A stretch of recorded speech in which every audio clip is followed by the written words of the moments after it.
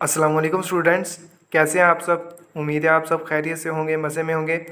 तो आज हमारा इलेक्ट्रोस्टैटिक सीरीज़ का सेकंड लेक्चर है, डेट इज़ कूलम्स लॉ। आज हम कूलम्स लॉ की स्टेटमेंट और इसकी डेरिवेशन इसको डिटेल के साथ स्टडी करेंगे। अगर हम कूलम्स लॉ की बात करें तो कूलम्स लॉ जो है ये बोर्ड के पॉइंट ऑफ व्यू से बहुत ज़्यादा इंपॉर्टेंट है। इसके अलावा एमडी कैट और ई कैट में भी कूलम्स लॉ से एमसीक्यूज़ बन जाते हैं। अब अगर हम प्रीवियस लेक्चर की बात करें तो प्रीवियस लेक्चर में हमने ये देखा कि अगर हमारे पास दो सेम चार्जेस हों तो वो एक दूसरे को रिपल करेंगे, और अगर दो डिफरेंट चार्जेस हों यानी दो अपोजिट चार्जेस हों, एक पॉजिटिव और नेगेटिव, तो वो एक दूसरे को अट्रैक्ट करेंगे। लेकिन कितनी फोर्स से अट्रैक्ट या रिपल करेंगे, हाउ मच, कितनी फोर्स? तो इसका आंसर हमें दिया था कूलम्स ने 1874 में। चार्ल्स कूलम्स जो कि एक फ्रेंच मिलिट्री इंजीनियर थे, इन्होंने डिफरेंट एक्सपेरिमेंट्स परफॉर्म किए और फिर उन एक्सपेरिमेंट्स की बुनियाद पर कूलम्स लॉ पेश किया। अब अकॉर्डिंग टू कूलम्स, अगर हमारे पास दो पॉइंट चार्जेस हों तो उनके दरमियान जो लगने वाली फोर्स है उसकी मैग्नीट्यूड डायरेक्टली प्रोपोर्शनल होगी चार्जेस के प्रोडक्ट के, यानी चार्जेस का जो प्रोडक्ट है उसके डायरेक्टली प्रोपोर्शनल होगी, और इन्वर्सली प्रोपोर्शनल होगी उनके दरमियान जो डिस्टेंस है उसके स्क्वायर के। अब हम इसी चीज़ को आगे एक्सप्लेन करने की कोशिश करते हैं। लेट्स सपोज हमारे पास दो पॉइंट चार्जेस हैं Q1 एंड Q2। अब मैंने यहाँ पर वर्ड यूज़ किया है पॉइंट चार्ज। अब पॉइंट चार्ज का मतलब है ऐसे चार्जेस जिनके दरमियान जो डिस्टेंस है, सेंटर टू सेंटर डिस्टेंस है, as compare to their size, उनके साइज़ की निस्बत ज़्यादा हो, बड़ा हो, तो उन चार्जेस को हम क्या कंसीडर करेंगे? Point charge. यानी उनके दरमियान जो डिस्टेंस है वो उनके जो साइज़ है, उनका जो साइज़ है उसकी निस्बत बड़ा हो, ज़्यादा हो, तो उन चार्जेस को हम पॉइंट चार्ज कंसीडर करेंगे। अब ये तो हमारे हो गए पॉइंट चार्जेस। अच्छा जी, अब हम ये कंसीडर करते हैं, लेट्स सपोज दोनों पर पॉजिटिव चार्ज है और इनके दरमियान जो डिस्टेंस है डेट इज़ r, सेपरेशन है r, दो चार्जेस हैं Q1 एंड Q2, दोनों पर सेम चार्ज है। अब according to coulomb Q2 Q1 पर एक फोर्स लगाएगा इस डायरेक्शन में, और हम इस फोर्स को नाम दे देते हैं F12 का। पहले चार्ज पर दूसरे चार्ज ने जो फोर्स लगाई डेट इज़ F12, और इसकी जो डायरेक्शन है वो हमेशा जो इन दोनों चार्जेस के सेंटर को मिलाने वाली लाइन है उसके अलोंग ही होगी। ना तो इस तरफ फोर्स लगेगी ना फोर्स इस तरफ लगेगी, हमेशा जो दोनों चार्जेस के सेंटर को मिलाने वाली लाइन है उसके अलोंग ही लगेगी। अब अगर हम बात करें, अब ये तो थी Q2 ने जो Q1 पर लगाई, अब Q1 भी Q2 पर एक सेम मैग्नीट्यूड की फोर्स लगाएगा लेकिन अपोजिट डायरेक्शन में। इन दोनों की मैग्नीट्यूड सेम है लेकिन डायरेक्शन क्या है? अपोजिट, और इस फोर्स को हम नाम दे देते हैं F21 का।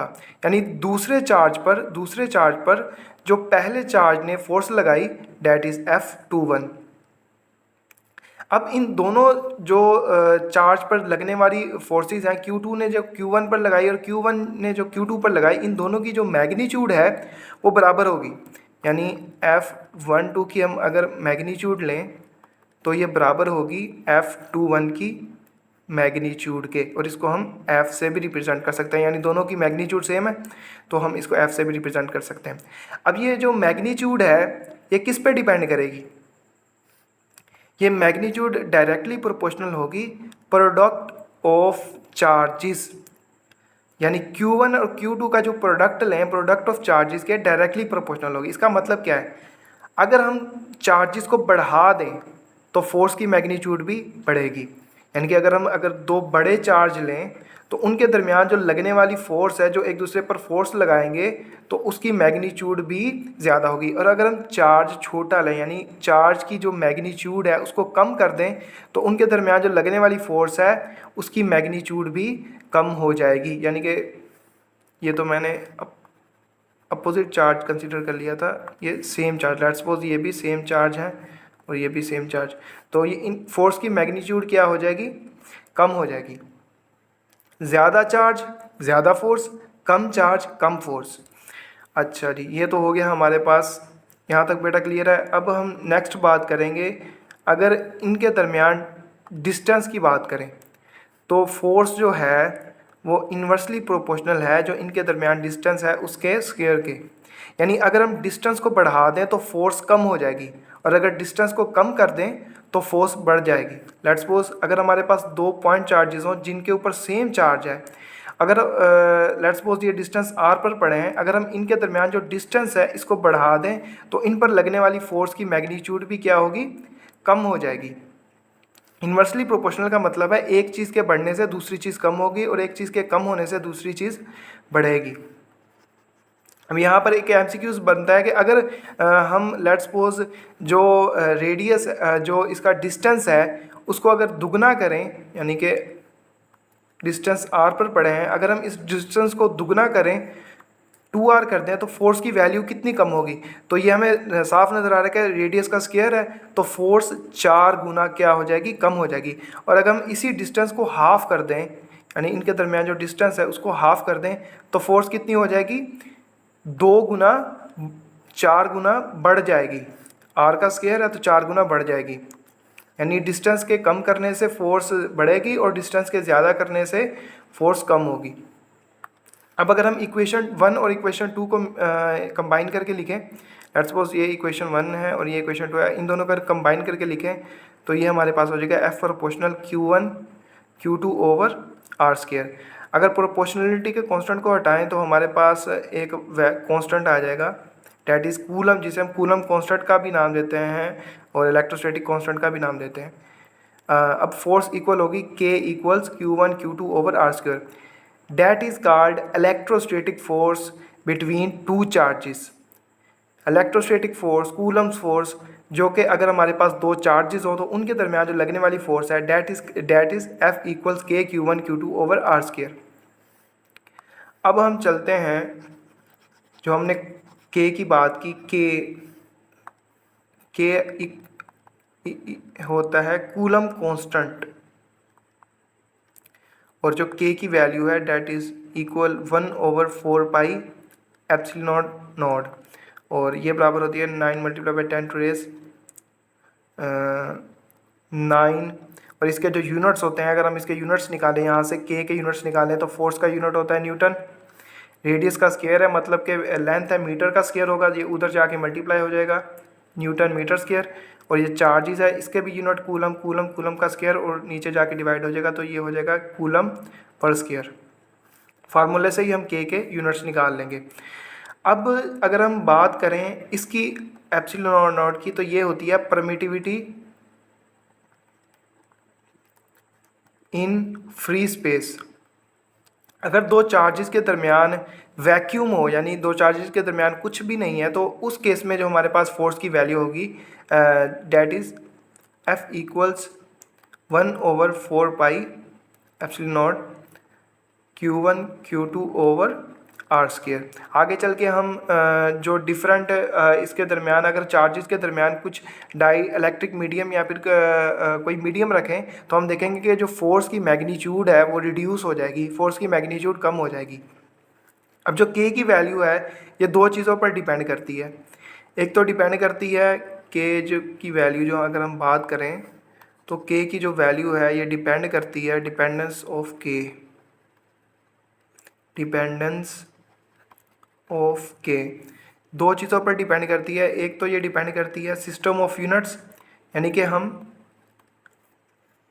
ऐसा यूनिट्स में मेजरमेंट्स ले रहे हैं या CGS में मेजरमेंट्स ले रहे हैं, और दूसरा जो मीडियम, यानी जो चार्जेस के दरमियान मीडियम है, जैसा कि मैंने पहले कहा चार्जेस के दरमियान वैक्यूम है या फिर कोई शीट पड़ी है, लेट्स सपोज कोई शीट पड़ी है, कुछ डाइइलेक्ट्रिक मटेरियल इंसुलेटिंग मटेरियल है, तो उस केस में जो फोर्स की मैग्नीट्यूड है उस पर क्या असर पड़ेगा।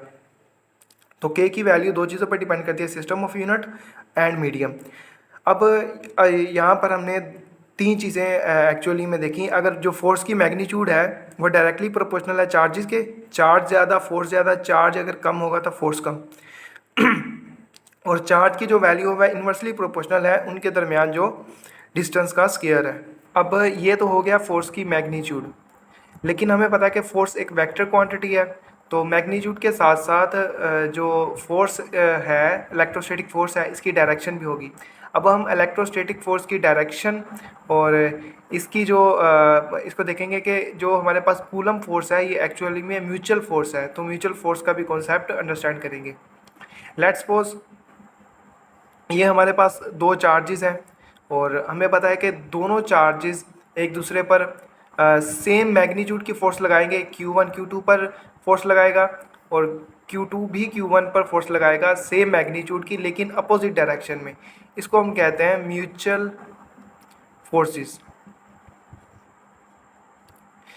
अब जो फोर्स F21 है इसकी अगर हम इसको वेक्टर से रिप्रेजेंटेशन करें, हमें पता है कि F21 इक्वल है, अब इधर हम फोर्स की मैग्नीट्यूड लिखेंगे। फोर्स की जो मैग्नीट्यूड है वो दोनों केसेस में सेम होगी, Q1 Q2 over R square. ये है फोर्स की मैग्नीट्यूड। और जो डायरेक्शन है इसको हम रिप्रेजेंट करेंगे यूनिट वेक्टर से। अब जो ये यूनिट वेक्टर है ये हमें बता रहा है कि फोर्स की जो लग रही है वो इस डायरेक्शन में लग रही है। ये हमारा हो गया यूनिट वेक्टर R21। इसके बाद जी हम जो हमारी F12 है, जो चार्ज 2 लगा रहा है, Q2 लगा रहा है Q1 पर फोर्स, डेट इज़ F12। और जी फोर्स की मैग्नीट्यूड के Q1 Q2 over R square, दोनों केसेस में सेम मैग्नीट्यूड, फ़र्क सिर्फ डायरेक्शन का। अब डायरेक्शन जो है ये इसमें होगी क्योंकि R12 रिप्रेजेंट कर रहा है F12 फोर्स की डायरेक्शन को। F12 की फोर्स R12 ये यूनिट वेक्टर रिप्रेजेंट कर रहा है इस फोर्स की डायरेक्शन को, और R21 रिप्रेजेंट कर रहा है F21 की फोर्स की डायरेक्शन को। अब यहाँ से हमें एक चीज़ तो साफ नज़र आ रही है कि जो दोनों यूनिट वेक्टर्स हैं इनकी मैग्नीट्यूड सेम है। हमें पता है कि यूनिट वेक्टर्स की मैग्नीट्यूड सेम होती है। R21 बराबर होगा R12 के। इन दोनों की डायरेक्शन डिफरेंट है, डायरेक्शन अपोजिट है, तो हम एक के साथ लगा देंगे अपोजिट साइन, नेगेटिव का साइन। अब ये जो R21 की वैल्यू है -R12, ये हम पुट करेंगे इस फोर्स में। इस फोर्स में पुट करेंगे तो हमारे पास आ जाएगा जी F21 इक्वल के Q1 Q2 over R square, और R21 की जगह हम -R12 पुट करेंगे, -R12। अब इसको सॉल्व करेंगे तो हमारे पास ये आ जाएगा जी F21 इक्वल है माइनस, बाहर चला जाएगा के Q1 Q2 over R square. मेरी राइटिंग थोड़ी अभी यूज़ टू नहीं हुआ टैब के साथ, तो थोड़ा कंप्रोमाइज़ कीजिएगा। अच्छा जी R12 यूनिट वेक्टर। अब यहाँ से आप देखें कि ये जो हमारे पास टर्म है पूरी की पूरी, ये इस टर्म के ये जो सॉरी अच्छा जी, ये हमारे पास जो टर्म है इसके बराबर है। अब हम कह सकते हैं कि जो हमारे पास फोर्स F12 है और जो फोर्स F21 है ये दोनों इक्वल इन मैग्नीट्यूड, बट ये नेगेटिव साइन शो कर रहा है अपोजिट इन डायरेक्शन। अब हमने फोर्स की मैग्नीट्यूड भी फाइंड कर ली, फोर्स की डायरेक्शन भी फाइंड कर ली, और ये भी देख लिया कि जो कूलम फोर्स है ये एक म्यूचुअल फोर्स है। हम ये देखेंगे कि अगर हम चार्जेस के दरमियान कोई इंसुलेटिंग मटेरियल प्लेस कर दें तो इससे हमारी जो इलेक्ट्रोस्टैटिक फोर्स की मैग्नीट्यूड है उस पर क्या फ़र्क पड़ेगा। यानी कि अगर हम चार्जेस के दरमियान कुछ पेपर या फिर माइका शीट वगैरह रख दें, कोई इंसुलेटिंग मटेरियल जिसे हम डाई इलेक्ट्रिक का भी नाम देते हैं, को वो प्लेस कर दें, तो उससे हमारी जो इलेक्ट्रोस्टैटिक फोर्स है उसकी मैग्नीट्यूड पर क्या असर पड़ेगा। जैसा कि प्रीवियस हमने वैक्यूम और फ्री स्पेस के केस में हमने जो इलेक्ट्रोस्टैटिक फोर्स है उसकी मैग्नीट्यूड को फाइंड किया, और फ्री स्पेस और वैक्यूम के केस में हमारे पास जो फोर्स की मैग्नीट्यूड है that is F equals 1/4 pi epsilon naught Q1 Q2 over R square. अब अगर हम दो चार्जेस के दरमियान एक शीट रख दें तो उससे हमारी फोर्स पर क्या फ़र्क पड़ेगा। फोर्स में बाकी तो चीज़ें सेम रहेंगी, सिर्फ एक एप्सिलॉन आर वाला फैक्टर इंक्लूड हो जाएगा। अब अगर हम इस इक्वेशन को थोड़ा सा रीअरेंज करके इसमें ये इक्वेशन पुट करेंगे और फिर देखेंगे कि जो एप्सिलॉन आर है जिसे हम रिलेटिव परमिटिविटी कहते हैं उसका हमारी नई फोर्स से क्या रिलेटेड है, फोर्स पर क्या असरअंदाज होगा। तो जैसा कि हमें पता है कि हम इस एप्सिलॉन आर को एक तरफ निकाल लेते हैं, बाकी जो टर्म है उनको एक साइड पे कर लें और इसको सोल्व करने के बाद अब हमें ये जो टर्म है पूरी की पूरी ये क्या है, एफ़ के इक्वल, हम एफ़ ओवर एप्सिलॉन आर। अब यहाँ से हमें एक चीज़ वाज़ह पता लग रही है और वो ये है कि एप्सिलॉन आर के आने से जो हमारे पास नई फोर्स आएगी उसकी मैग्नीट्यूड कम हो जाएगी as compare to free space. जब चार्जेस के दरमियान फ्री स्पेस है, अगर हम उनके दरमियान कोई इंसुलेटिंग मटेरियल रख दें तो इस फोर्स की निस्बत इसकी मैग्नीट्यूड में कमी वाक़या हो जाएगी, यानी फोर्स कम हो जाएगी। और किस फैक्टर से कम होगी, एप्सिलॉन आर के फैक्टर से जो हमारी नई फोर्स है उसकी वैल्यू कम होगी। इसको हम डाइलेक्ट्रिक कांस्टेंट भी कहते हैं और इसकी अगर डेफिनेशन लिखनी है तो इसकी डेफिनेशन ऐसे होगी, the ratio between the force, the ratio between the, इसको हम जो रिलेटिव परमिटिविटी है अगर इसको सोल्व करें मज़ीद, ये हमारे पास आ जाएगा एफ़ ओवर एफ प्राइम। इसे हम कहते हैं डाई इलेक्ट्रिक कांस्टेंट और इसकी डेफिनेशन होगी the ratio between force when free space is present between the charges, when free space is present between the charges and force when medium is present between the charges, medium is present between the charges is called dielectric constant। अब आज के lecture में हमने देखा कि सबसे पहले coulomb force जो कि चार्ल्स कूलम ने जिसको डिफ़ाइन किया, हमने उसकी मैग्नीट्यूड को देखा। उसकी मैग्नीट्यूड देखा कि अगर दो चार्जेस हैं तो उनके दरमियान जो इलेक्ट्रोस्टैटिक फोर्स की मैग्नीट्यूड है वो किसके इक्वल होगी। उसके बाद हमने फोर्स की डायरेक्शन फाइंड की, इलेक्ट्रोस्टैटिक फोर्स की डायरेक्शन को फाइंड किया। उसके बाद हमने ये देखा कि अगर हम एक मीडियम रख दें तो उससे हमारी फोर्स की जो मैग्नीट्यूड है वो रिड्यूस हो जाएगी। तो आज के लिए इतना ही, इंशाल्लाह मुलाकात होगी नेक्स्ट वीडियो में।